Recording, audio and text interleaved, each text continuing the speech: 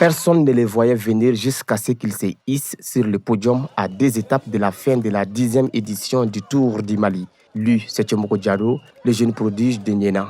Pendant que les regards sont tournés vers les vedettes comme le capitaine des Aigles Yaya Diallo pour récupérer les maillots jaunes, Tchemoko donne tout de ses jambes pour remporter la 4e étape du Tour international cycliste du Mali. Après une distance de 90 km parcourue entre Fanterela et Koumantou, le plus jeune cycliste malien de 21 ans devient ainsi 2e au classement général individuel après l'étape de Koumantou, soit en retard de 41 secondes du tenant du précieux maillot jaune de Burkinabé, Mahamadi Ilboudo. Depuis que l'étape kera, on a échappé. Bon, on a décidé bi ko kun ta kɛra position na, an bɛ se ka bi ta kɛ ten position na bɔ o fana kɛra min an bɛɛ farala ɲɔgɔn kan ka baara kɛ walasa échappé ka se ka taga o de la an sera ka bi étape mun fana gagner. Tchemoko Diallo a terminé 2e à la 3e étape à Sikasso et a remporté un point chaud à la 5e journée du Tour à Ségou. Selon l'entraîneur de l'équipe nationale, cet exploit est aussi le résultat de la tactique adoptée par les aigles cyclistes. Yakou, Moussa Togola, bon, chaque fois nous le voyons coup là, les Burkinabés, les Marocains ou tout tuer. Donc mon nana parce que n'y a pas la Tchemoko Kadoro, Tchemoko Poakadoro, donc on a un jeu blanc en place pour que on fasse cap manager toye bon. Vraiment Tchemoko a ni maillot jaune casol donc a protégé au moins finition à la finition on a marqué.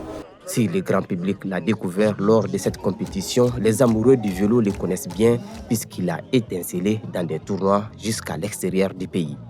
Tchemoko est venu depuis 2017, Zoubala, depuis na fitini. Donc, à la course follow, à Dano, la négation min kuma bolo o tiena jigné à Kachila. À Refake, nous era au Wene Belingue.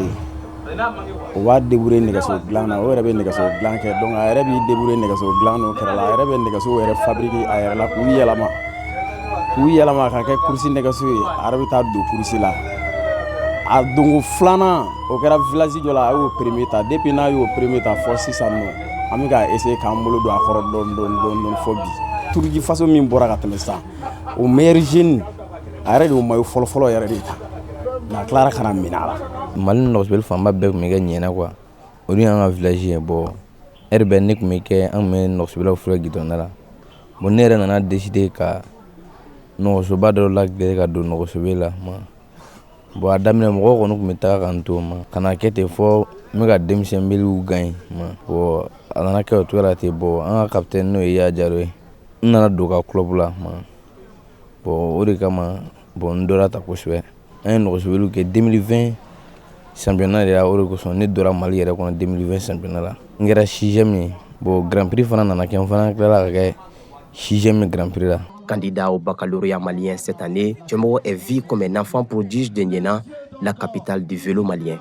Ni entraînement fanga bonyana kosɛbɛ bon i tɛ se ka taa ekɔliso la wulada fɛ ni compétition surunyana ta bon an ka équipe bɛ taa permission demander bon o la an bɛ entraînement kɛ bon n'i bɔra entraînement yɔrɔ la n'i y'u ko wulada fɛ i bɛ taa course.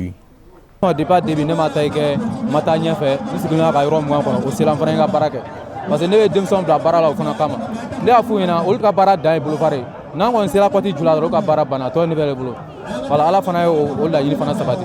Même s'il était le cycliste malien le plus proche du maillot jaune après l'étape de Ségou, le jeune protégé de Yaya Diallo n'a pas pu préserver son avantage lors de la dernière étape parcourue de Fana à Bamako, soit plus de 150 km.